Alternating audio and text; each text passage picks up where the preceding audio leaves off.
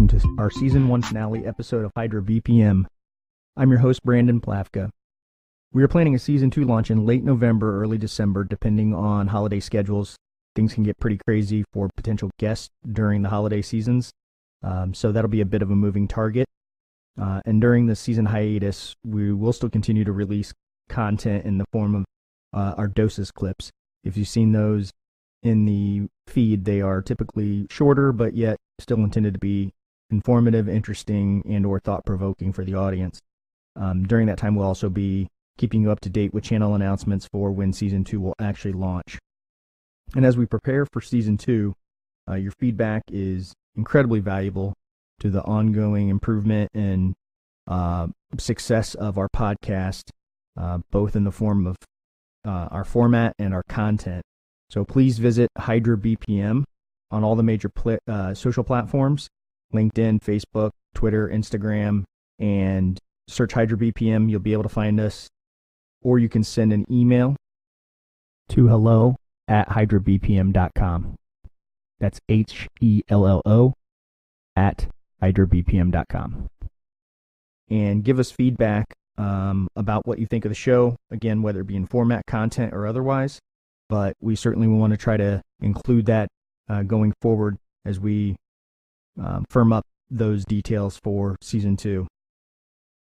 While you're on the website, you can certainly still enter to win the swag giveaway on the Hydra BPM website. You scroll down, you'll see an image for logging your contact info and the secret word of the week, and we'll do a giveaway, give you some free swag from Hydra BPM.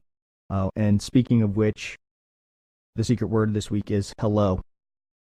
So go visit Hydra BPM if you're interested in the swag giveaway. I want to give a shout out to all our new relationships we made while attending the National Home Care and Hospice Conference last week. You can see just by walking around the exhibitor hall that technology has a presence in many ways and will be very critical to how your organizations adopt that technology. I think there's obviously some relevance in being considerate about understanding your employee culture and acceptance of tech. It's obviously everywhere right now, and people are being inundated with new tech. Try this, try that, and you have to be very cautious not to grind your productivity to a halt because either you are introducing technology that is too complicated for your particular employee group, or it's being introduced too quickly or in too much volume. But you'll learn more about these connections we made from the conference in Season 2, as we expect most of them to either become guests on this podcast or strategic partners with Hydra BPM. Now let's learn a little bit more from one of our sponsors, Work Here. Hey, Doug, can you help me out with that? Through our hyper-local candidate delivery platform, Work Here's combination of know-how, service, and patent-pending technology delivers to employers more and better local talent, reducing employee turnover, helping capture revenue by optimizing staffing needs, reducing the cost per hire, and improving employee satisfaction. Work Here's innovation is in our DNA. Our people invented the first job board, created modern digital video, and helped define the standards used by companies and governments around the world to exchange HR data. We're innovating again with Work Here's platform by using location and conversational media to engage faster, deliver a better candidate experience, and help you hire better.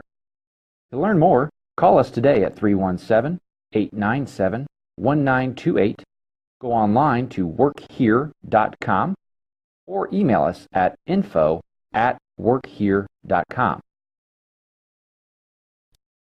That was Doug Applegate, VP of Client Services at Work Here. And finally, we finished with all the appetizers, and it's time to get to the main course.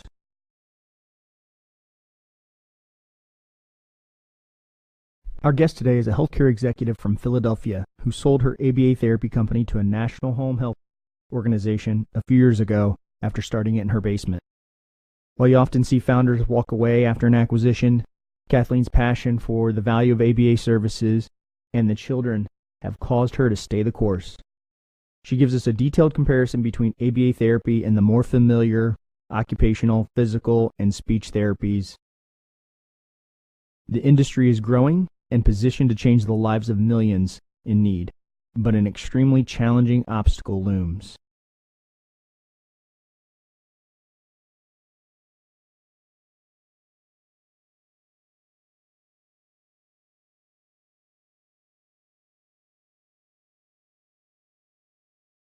Hey, Kathleen, thanks for taking the time to be with us today. Hey, Brandon. Thanks so much for having me. I truly appreciate it. Absolutely. Well, I think the first thing I wanted to do is give you an opportunity to let the audience know a little bit more about ABA, better define it, and what exactly is behavioral therapy? Okay, well, the term behavioral therapy is kind of like an overarching description of a large amount of different types of therapeutic practices. So behavioral therapy typically is about interacting with individuals who have, significant behavior issues or mental health problems. In that term, you hear sometimes cognitive behavior therapy, cognitive behavior play therapy, some systematic desensitization, but amongst those is one that I do, which is termed ABA, or applied behavior analysis. And applied behavior analysis is kind of my area of expertise. I've been in the field for about 20 years, and it really is the science of understanding human behavior. It was developed under specific experimental conditions. Most people think about ABA and think about the forefather of ABA, which is B.F. Skinner. So you might have heard the term B.F. Skinner, Skinnerian box. Well, what B.F. Skinner did was he kind of more scientifically analyzed overt behavior without thinking about what's going on inside the individual's head. And from there spawned an entire science of what I consider to be the science of learning, of how to look at an individual, look at a human being or an animal.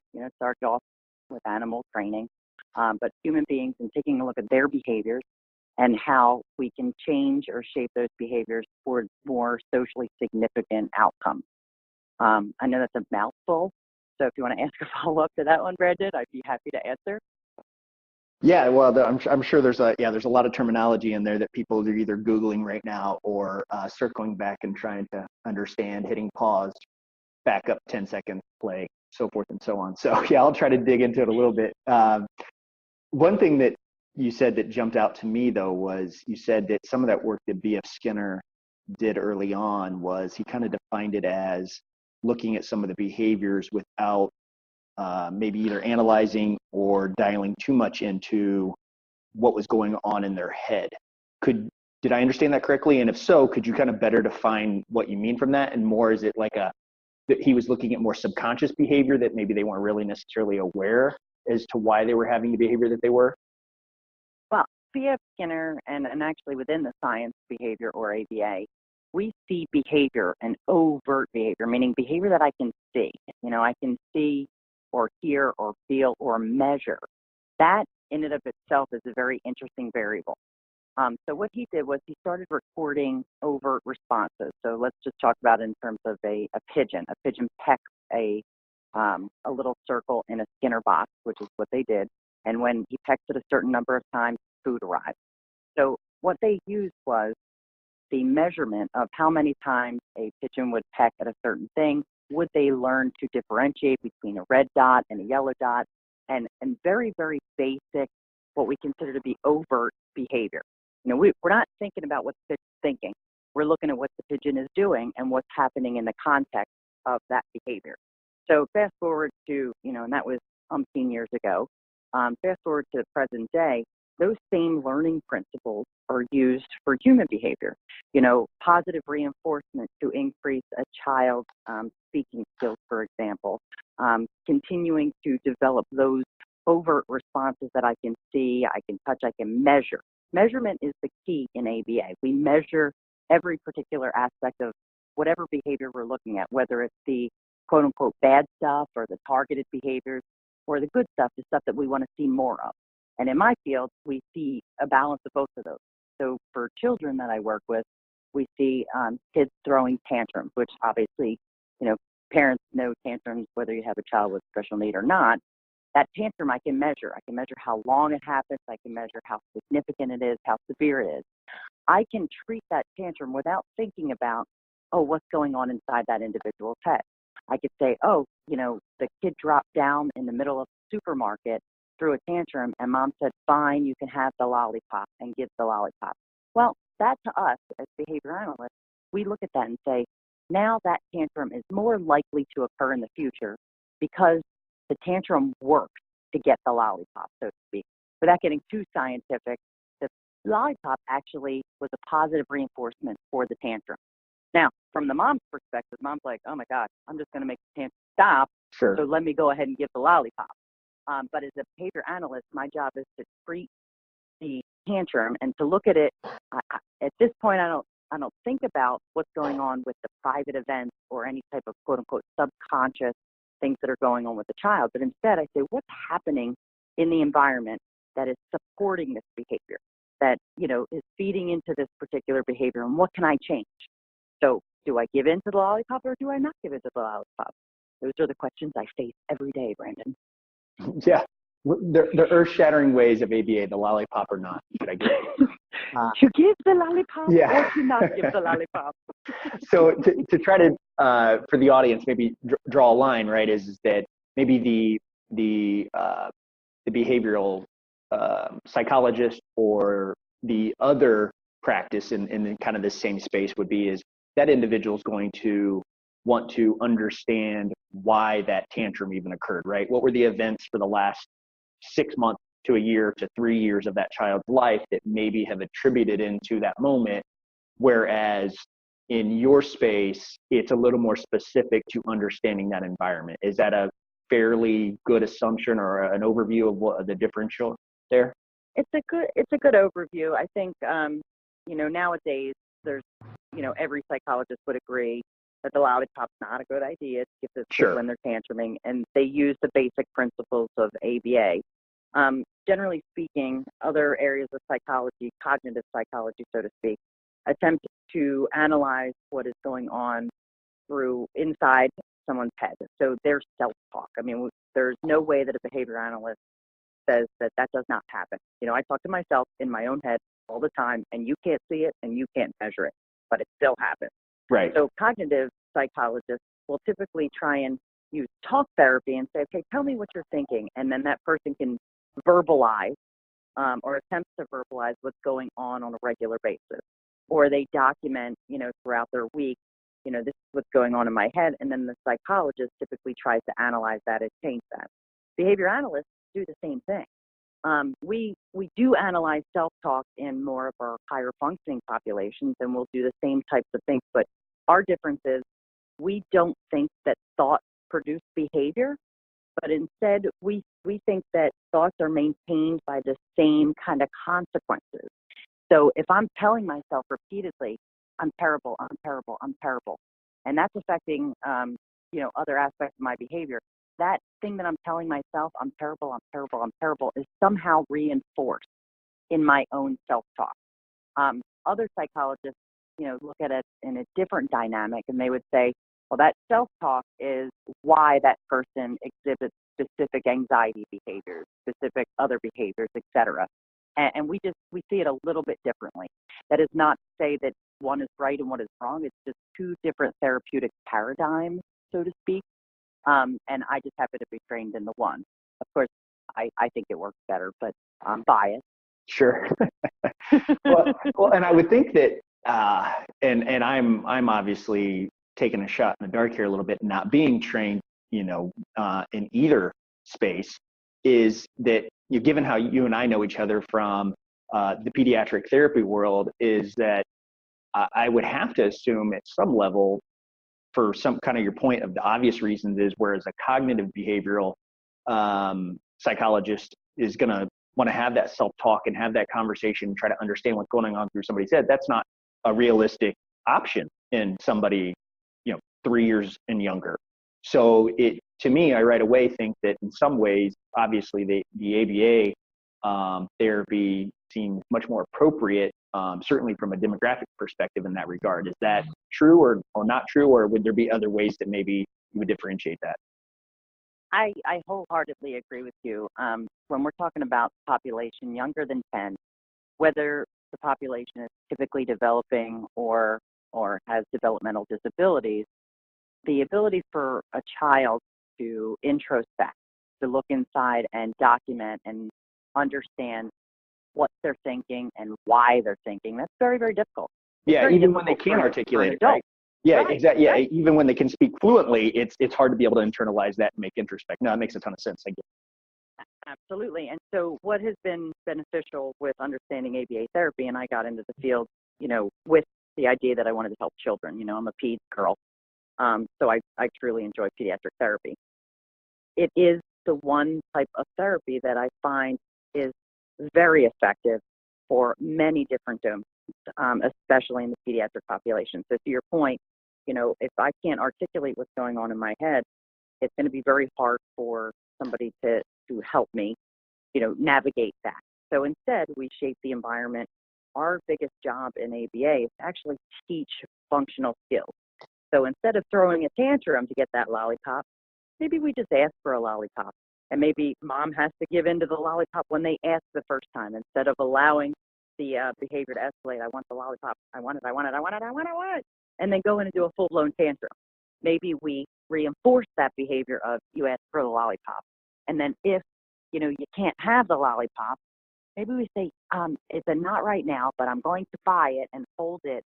And when we complete X, Y, or Z behavior, then you can have it. Now you're setting up criteria, and you're not just saying no. You're saying the lollipop's out there. I am going to reinforce some behavior with that lollipop, and you can earn it in this way. That's a way that a child can learn what the rules are, what the boundaries are, how to understand when no means no. But no doesn't always mean no for forever. It means maybe we have to learn to wait. The techniques in ABA help us to kind of teach those different structures of the social rules, but beyond that, skills that the kids need to learn for forever. So that's just one example. Is that helpful? Yeah, absolutely. And so I think we probably hit it in some areas, but it's probably a good segue to when you take a step back and you look at pediatric therapy now as a whole, and you, of course, many individuals out there, many of the listeners are going to be quick to think about occupational, speech, and physical, right? And then, of course, we're talking about ABA. How does ABA fit into the treatment plan in pediatric therapy for a child? I always say that ABA is a therapy that teaches kids how to learn, and the other therapies are telling me what to teach. So, for example, a speech and language pathologist or a therapist, they are specifically trained on how to teach or how to communicate. And in some instances, even the musculature movements that kids have to make or individuals have to make when they're learning language, right, all the way up through swallowing. I find that ABA and speech therapy kind of work hand in glove all the way through, especially intervening with children with developmental disabilities, because if I can't communicate in a typical fashion, if I can't talk, if I have no way of communicating to you, Brandon, that I don't like something or that I want something, or that, no, I don't want to be here, guess what will happen? A behavior problem will ensue. Not 100% of the time. Some kids just will, crawl under a desk and just stay there. But if I don't know how to tell you I don't want to do something, and you keep asking me to do something, guess how I'm going to get you to go away? I might push you. I might hide under the table. I might punch you. I might get to a point where I throw a tantrum. And now the therapist is dealing with not teaching language, they're dealing with a problem behavior. So the behavior analysts typically work hand in glove with speech and language pathologists. The speech individuals are phenomenal about divvying out, like, here's the skills that we need to teach. Here's several different modalities, whether it's pictures, whether it's an iPad. And we come in and we say, okay, here's the best way to teach this individual. They don't have communication now. We need to sometimes hold back reinforcement or provide reinforcement or break a skill down a little bit further And we do work hand in glove with speech and language pathologists. OT and PT are very, very similar. They have immense training in their areas of expertise. And I always, the listeners who are OTs and PTs probably are going to say that I'm oversimplifying this, and I am. But OTs, I always think, have my fine motor skills. They understand the various nuances of how to write, how to move my hands, fine motor movement. And then my PTs are the gross motor movements. How do I walk? What types of big, large muscles do I need to use in order to navigate my environment? And behavior analysts can help there as well, because those are hard skills to teach, especially with anybody with a disability. It's hard enough to go for a run when you are a fully functioning individual. When you have a disability and you can't coordinate your muscles, whether the fine motor or the large motor, what happens is it becomes twice as hard, and then I'm going to avoid it. The more I avoid it, the more of a problem it becomes. So we as behavior analysts can work hand in hand with the OT and the PT to shape up and break down skills, but then also provide reinforcement and motivate the child. Oftentimes that is some of the best things I can do, are come in and do a preference assessment, understand what the motivating factors are for a particular child, because not everybody likes M&Ms. You know, you can't always just use M&Ms. And not everybody likes the high five either. I don't believe that. Yeah, I'm not sure about that. Well, a lot of people like M&Ms, but a lot of my clients actually are allergic to certain things. So, you know, we tend to stay away from certain edibles. But the point being, I can do a preference assessment and work hand in hand with the OT and with the PT to say, here's how we're going to motivate this individual to perform the skills that you're asking them to perform that we know are difficult. I personally still do not pick up a pen anymore. You know, I do more keyboarding than anything. But we still have to teach kids to write. And for kids who have fine motor difficulties, that's a hard skill. And it's hard to tell a child, you know, pick it up and let's work through this and let's write your name 27 times. You know, kind of like Bart Simpson back in the day, you know, right. I will not, you know, do whatever to the teacher on the chalkboard. They see that as that when it's a difficult thing for you to do. So as behavior analysts, we can help break the skill down with the OT, with the PT, and then provide a mechanism or a methodology to implement treatment that is both positive in nature and motivating for the child. It makes them want to come back more to therapy instead of avoid. Yeah, that's interesting, and so that it adds a lot of perspective to. I think about a personal friend of mine who is a teacher and third grade teacher, and she has a child who is an extreme behavior case in her class, and he has gone through various, gone to a school that it's for kids who have had some behavioral struggles, as well as some potentially developmentally disability issues. There's been a lot of different approaches with this kid, and now they have him back in a regular classroom, if you will. And I hear about his behavior, just talking through it, and generally just because I'm interested. And so I ask questions because I kind of have that burning curiosity about it. But to hear you talk about, you started to touch on the idea of that child getting frustrated, or the ability to be able to do certain tasks. And then if I can't, how does that affect my quote unquote behavior from that? And it was one of the first things I asked about this kid was, clearly there's some behavior issues, but then there's also now some uncovering of whether it's a developmental disability as well, or is it just kind of a chicken and an egg situation where there's such a behavior and emotional trauma or struggle there that he becomes so emotional that he can't learn,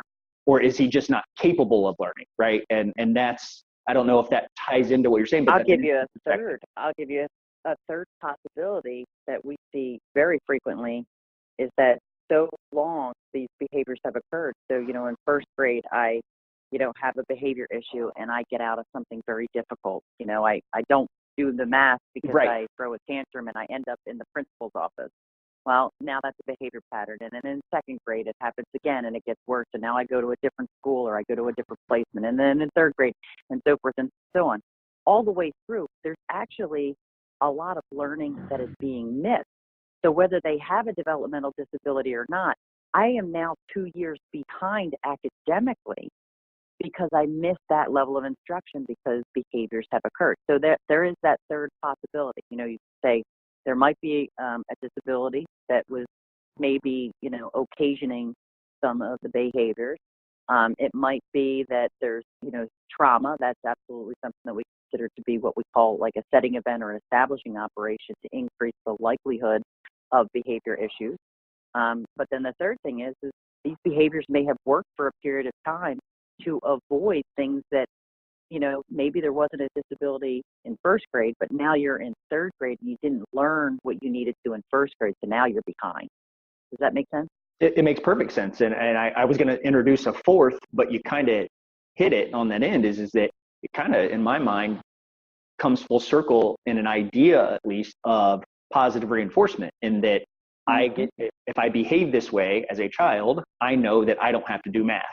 And while the consequences are relatively small, I go to the principal's office, but it didn't yield any truly negative consequence to me, right? Maybe now I see it as a form of behavior to get out of math because I don't want to do it. Yeah. Right. And so, right. Is that fair? I mean, is that accurate to say, right? Hey, it happens. It happens every day in my own job. Yeah. There are times where I'm looking at a spreadsheet and I'm trying to figure out some data and I have to somehow graph and I get frustrated. So what do? I get up, I go to the water cooler, I start talking to the coffee machine, and now I'm fully immersed in a complete conversation with all of my coworkers. And I just avoided about 2 hours worth of work doing 2 hours worth of talking. Yeah, well, Kathleen, the good news is I can cut that out. I'll cut that out so you don't admit to walking away from 2 hours worth of work, but it's okay. Yeah, it's I got it done. No, of course, I'm sure you did. Well, switching gears a little bit here. When you think about behavioral therapy, but probably obviously more specifically ABA, what do you think are some of the short-term and long-term challenges that are facing the industry? Okay, so short-term challenges, and I would say long-term, so I'm going to lump them into one. Okay. We don't have nearly enough trained clinicians. So right now, the number one recommended treatment for children with an autism diagnosis is ABA. Now, we use ABA for almost every diagnosis, especially in pediatric therapy, but specifically for children with autism, the treatment methodology of ABA is the number one recommended CDC treatment. There is 1 in 58 children right now. For the new numbers, there's an argument between 58 and 68, but there's, it's 1 in 58 kids who are diagnosed with autism right now. In order to provide treatment for that, I need a board-certified behavior analyst and a registered behavior technician. Currently, this year, we will only have 31,000 board-certified behavior analysts in the entire world. If you do the math there, it's just not going to work out.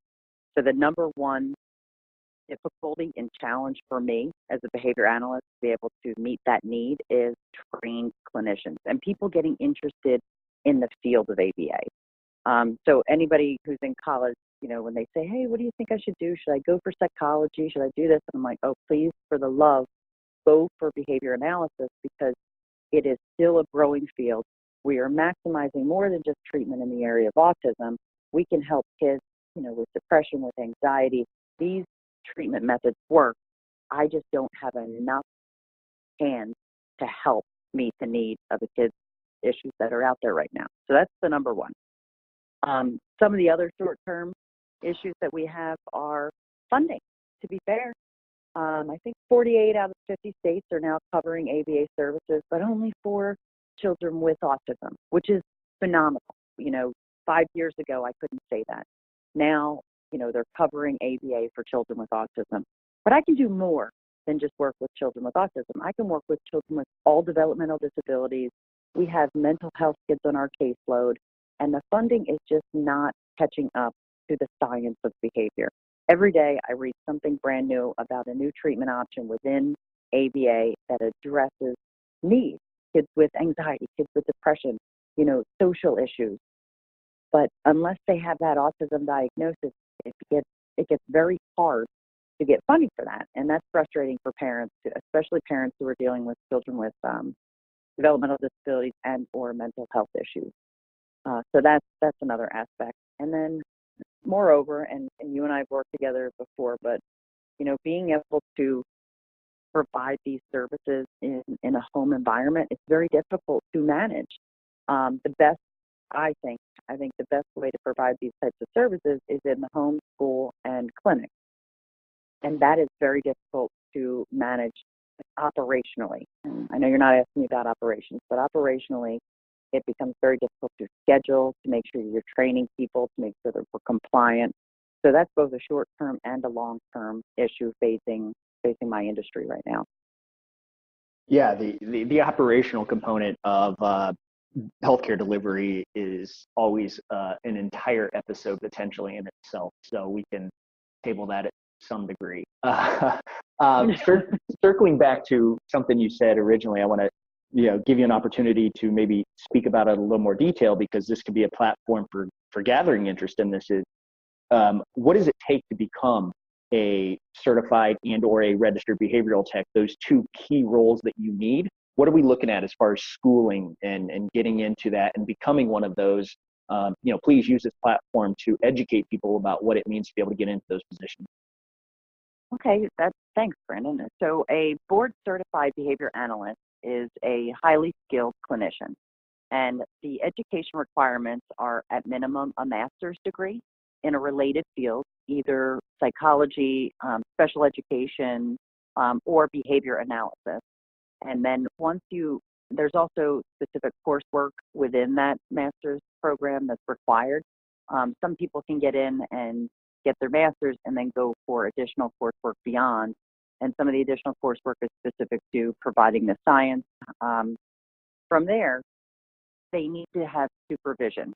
So in order to be eligible to take the test, become a board certified behavior analyst, they have to have a certain number of hours, and the hours have recently increased. You need to have a very strong practicum with close to 1,000 hours of supervised time, or up to 1,800 hours of supervised time. What that really means, and for those who are interested, they can go to the Behavior Analysis Certification Board, which is the BACB.org. But what that means is you have to work under a skilled clinician for a period of time. It functions kind of like a practicum or a residency to learn the ways of how to apply the science. We have very strict ethical requirements, so you have to maintain checklists of your ethics, as well as whether or not you can implement certain types of strategies, and you become an expert in that way. And then you take your test, and it's the national board test, and then you become certified. And then there's ongoing continuing education after that. Sure. Now, the registered behavior technician, it's actually my favorite. I started that way, so I'm I like to push people into this, whether they like the field or not. So a registered behavior tech, I know, right? A registered behavior technician is the minimum requirement is actually just a high school degree, and they have to have at least 40 hours of specific training, which in some instances they can take that training online. They can take it in certain companies offer that training. People can purchase that training, and it's very reasonable. And then they get supervision from a BCBA to check different competencies, is what we call it. So they could work with an individual, and the behavior analyst can check certain competencies that they know what they're doing. They know how to collect data. They know how to take direction. They can read a treatment plan. So it's very behavior-based. And then they take a test as well. And the test is reasonably priced, and it's actually not terrible. You can get it at a lot of these testing centers, and you're then passed. That registered behavior technician works directly under the tutelage of the board certified behavior analyst. The registered behavior technician, aka RBT, so that RBT is actually the one who's working one-on-one with the child for the most amount of hours. So sometimes they're with the same child applying therapy anywhere from 10 to 40 hours working with one child. It is the most positively reinforcing position from my perspective. You get to see on a very regular basis your therapy working. You take data, you really are interacting with the child, you're interacting with the family, you're interacting with the teachers, and you really are in there doing the treatment. That's how I fell in love with the science. I became an ABA therapist kind of haphazardly by accident, and I fell in love with it. I saw change occur on a daily basis, and sometimes a moment by moment basis, which after 6 months of drastic change, working with one kid with intense early intervention, the reinforcement value there for your job is immense. You know, parents are hugging you. Parents are saying, thank you so much. You know, I taught a child to speak when I was in RBT.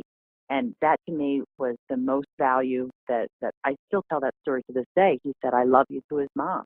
After he didn't speak, you know, he was age 5. He didn't speak at all. You know, he used gestures.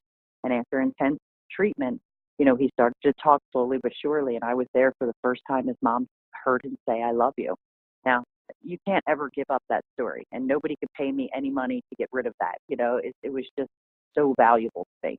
Mm-hmm. So I'm biased. I love the RBT. I encourage everybody, especially teachers, like teachers who look for tutoring after school. If they become an RBT, it not only helps, you know, the kids who are not getting services, but also it actually helps the teachers become better teachers on a moment-by-moment basis in the school. So that's my recruitment pitch right there. Yeah, Brandon. no, that's pretty good. I mean, the I love you story will certainly pull you in. If nothing else, I would certainly hope. And if it doesn't, then you're probably not a right fit for the industry anyway. So probably not. And so, you know, I'll put those 2 titles in our episode description as well as that link. I was going to ask you for a link of trying to direct somebody, but I got BACB .org. Yeah, .org. So I took that note and I'll get that down there as well. And, you know, for those who, you know, are glossed over with some of this stuff right now, I'm going to make one comparison that might be a little more simpler to, or at least familiar to connect with, is just think about a physical therapy assistant and the PT, right? I mean, that's the very easy relationship in terms of something that somebody might be able to relate to. Think, obviously, if this BCBA as the the physical therapist, and then a registered behavioral tech as more the PT assistant, who is oftentimes the one doing a lot of the physical interacting with that patient as well. So that, you know, for people out there that are kind of thinking about how do I visualize this relationship, that's probably a pretty simple comparison you might be more familiar with. So I'll get those links in there, Kathleen, and you know, hopefully maybe we'll get, if nothing else, get one person to generate some interest. Or a 0.5. I would take a 0.5, Brandon. Oh, well, hey, she's not asking for much, folks. So, you know, if we can get even a half of a person out there, I guess some arms or something that are interested, that'll work. You know, is beyond these opportunities to be able to talk about the industry, are there other things that either yourself or, you know, the industry as a whole that is trying to do to address the challenges that the industry faces? Well, there are some really amazing behavior analysts right now who are in research instead of on the practice side, and they're trying to develop technology to assist with providing this type of therapy. There's some definite companies out there who are trying to maximize virtual reality for gamification of therapy, telehealth, remote treatment, some type of remote supervision, and then there's a lot out there who are trying to just provide the population, meaning the general population, with some basic skills. So there's a lot of free training out there. There's, you know, a lot of people in my field have big giant hearts, and all we want to do is make sure that this science gets, you know, disseminated to the general population. So in our field, there's definitely a lot of people working towards technology, but that's a longer play, Brandon, as you know. You know, it's very, very difficult to gamify certain types of therapy, especially when we provide such an individualized level of treatment. But similar to how speech has done telehealth, we're working towards those same types of avenues.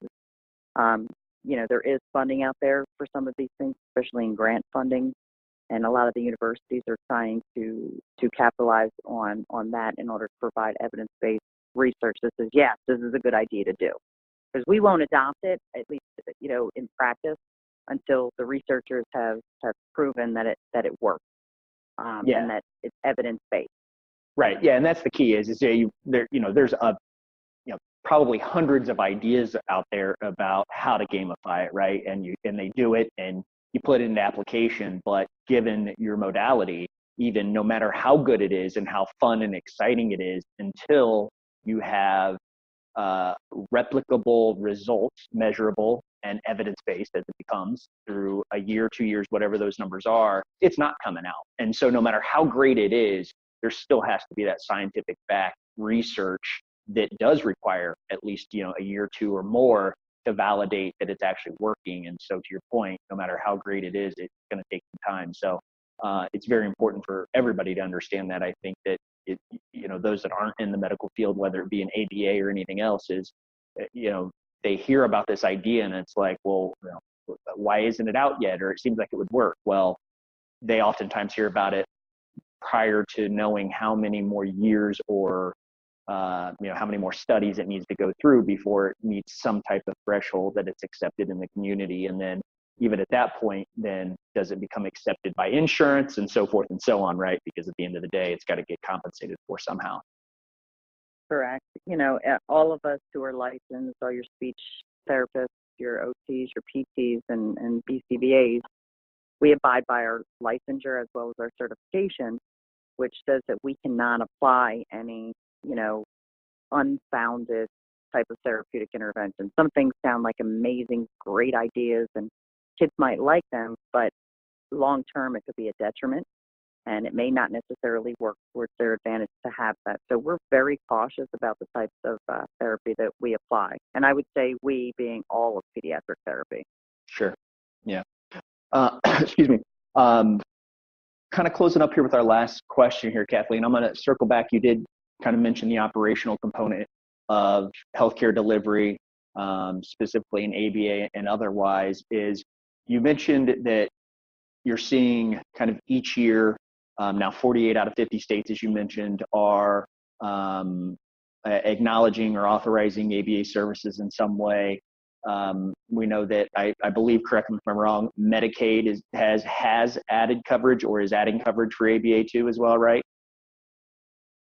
It depends on which state you're in. Okay. The federal government, the federal government has said that ABA should be a therapy that kids with autism are able to obtain through the Medicaid system, but each state interprets that a little bit differently. And so that doesn't mean that Medicaid covers it in every state. Yeah. So not getting too political, but yeah, to Kathleen's point, very high level, Medicaid is a federal program that gets implemented at the state level. So like many other healthcare policies and other types of policies, work comping one of them. Many of those same things apply in Medicaid as well, where each state gets to determine how they apply a lot of those rulings. So with that being said, though, as it becomes more adopted in different states, different insurance carriers, how does that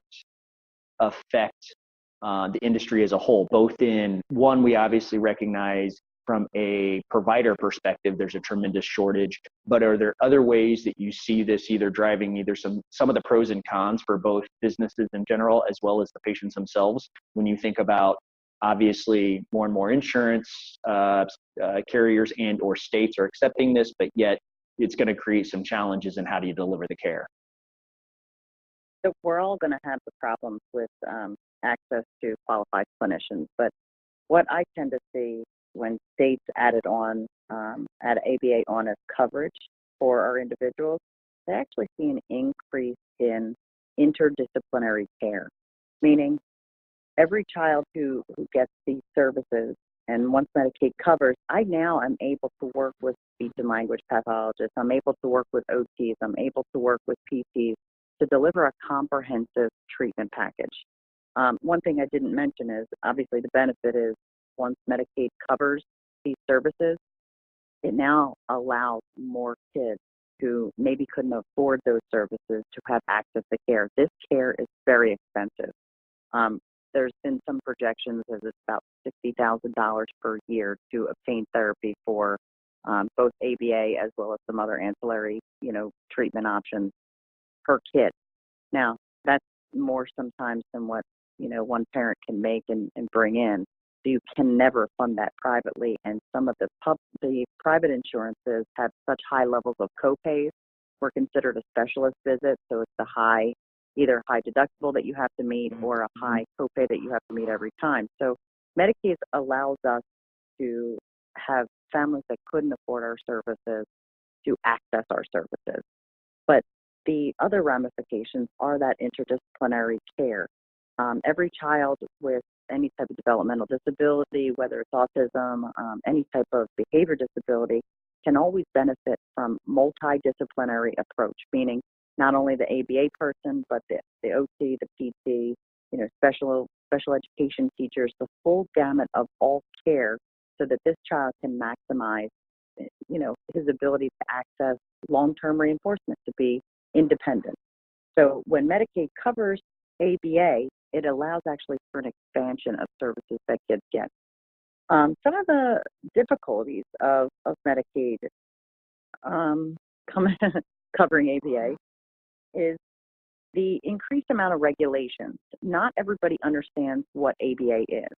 And when you have people who are making rules and laws and regulations related to a treatment that they are not sure what it actually is, it becomes very, very difficult for me to meet the regulations and provide a high quality care. And I'll give you a quick example of that, Brandon.